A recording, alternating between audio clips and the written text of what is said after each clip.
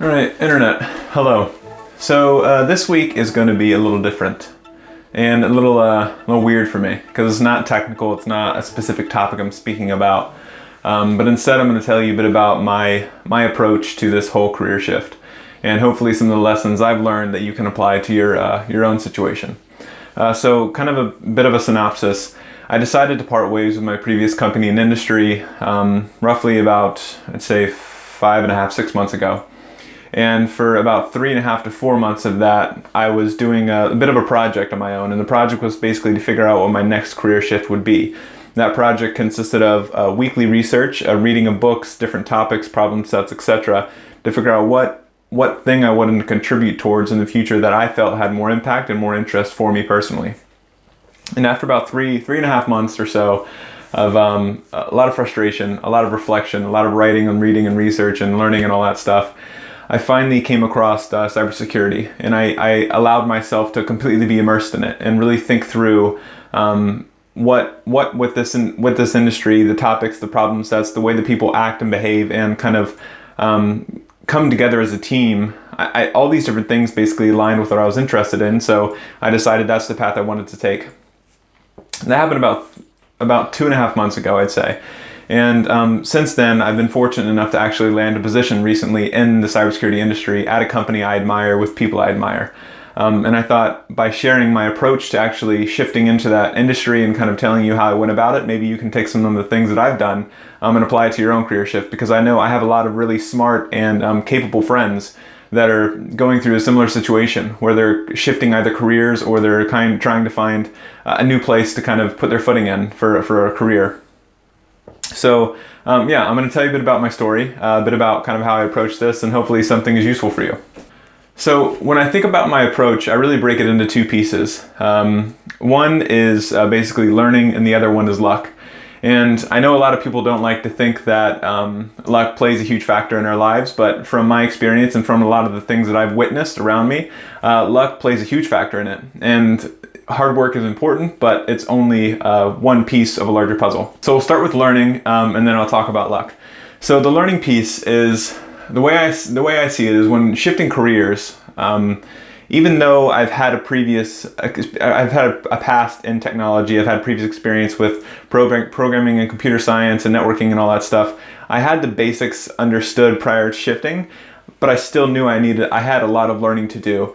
So that was one of the main priorities for me, and it still is, and it will continue to be, which is basically learning as much as possible constantly. Is kind of like table stakes, and that's just a ticket to the game. And the way I broke this learning up is into 3 pieces. So when I started this learning journey into cybersecurity, I broke it into 3 phases. And the first was industry, the next was fundamentals, and the last was immersion.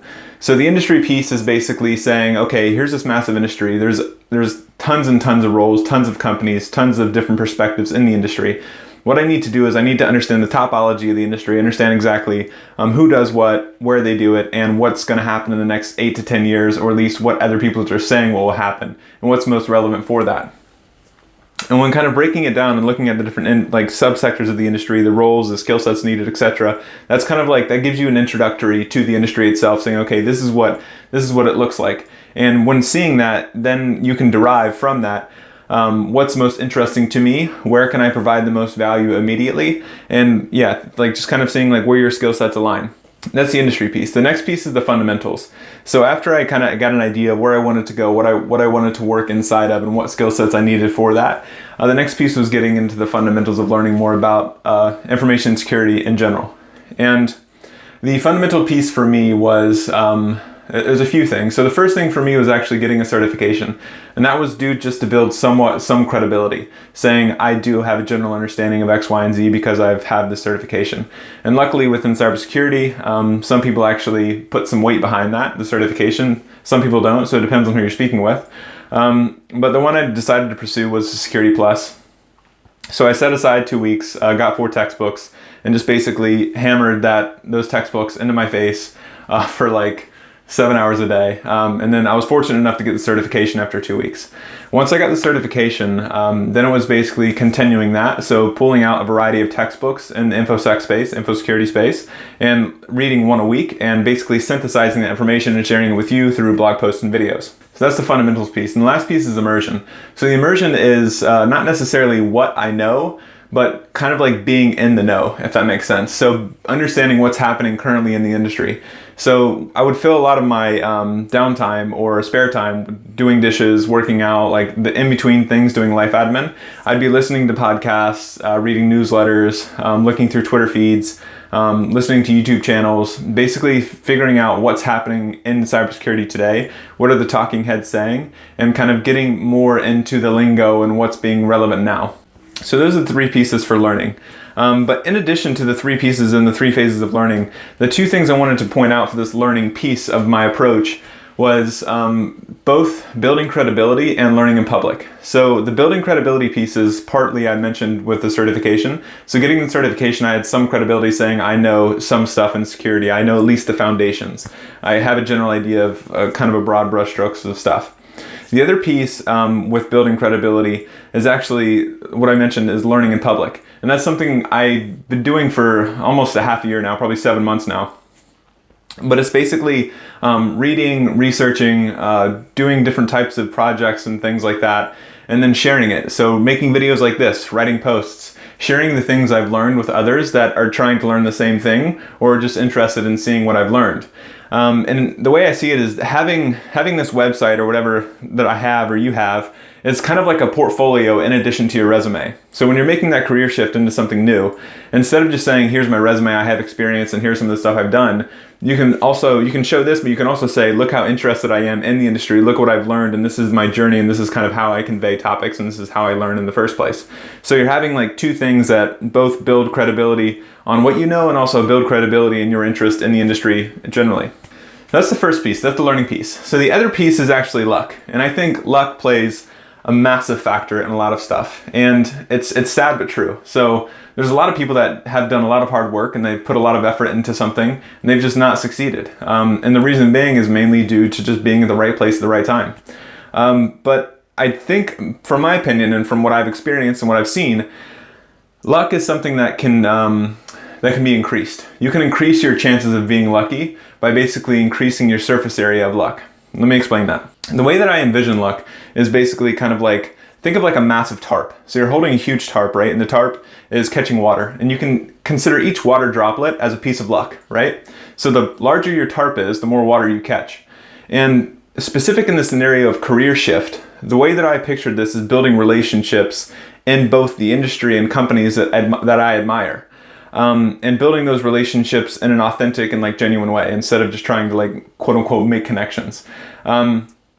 So my approach to this is I created a list. I had a list of like 60 or 70 companies. And there was 2 types of companies. One was companies that do security quote unquote correctly. And then there was companies that were strictly focused on security. So I had all these companies in this list and I narrowed this list of like 60 to 70 down to around 10. And then the criteria were mine and you'll have your own criteria. But after I narrowed that down, then I found people in each of these companies on LinkedIn, which you'll probably use quite a bit on your career shift.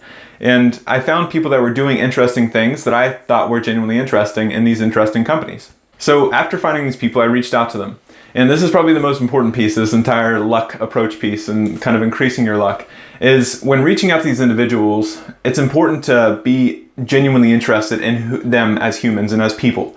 Instead of, asking for jobs or asking for favors, you ask them about their story, you ask them about their career, you ask them about their perspectives on the industry, you ask them about their hobbies and interests, because the way that I honestly see this, which might sound cliche to you, but it's the way I see it, is when going about making these connections and kind of going about building these relationships and meeting these people is I see it as I'm building future friends in the industry that I want to be a part of.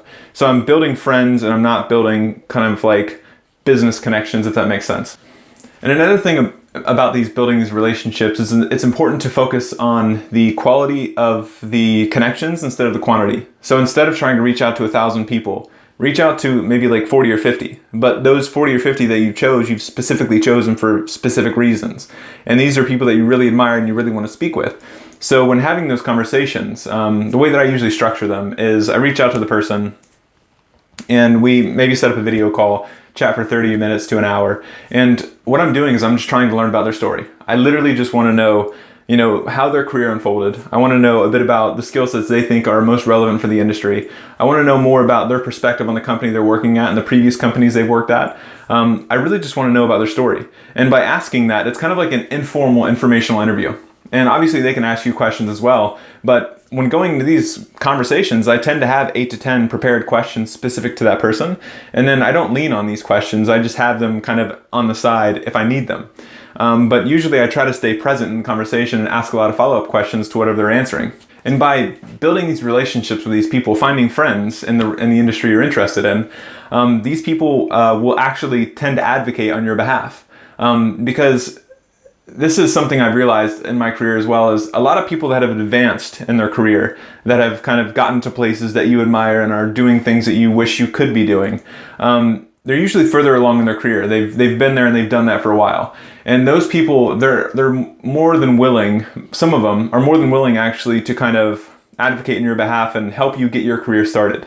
And it's kind of like giving it forward, basically. So like, say I've been in the industry for 25 years or 20 years or whatever, and I've I've had a lot of people kind of stick their neck out for me or kind of advocate for me. I should do the same for others that are trying to get into the industry.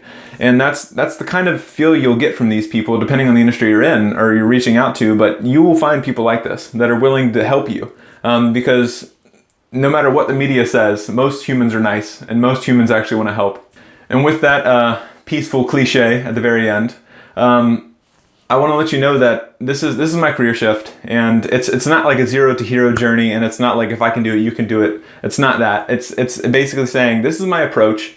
There's a lot of luck involved, but there is a chance and the ability to increase your luck. So if you're interested in making a career shift and you think that this is relevant to you, then feel free to steal my approach and apply it to your own life.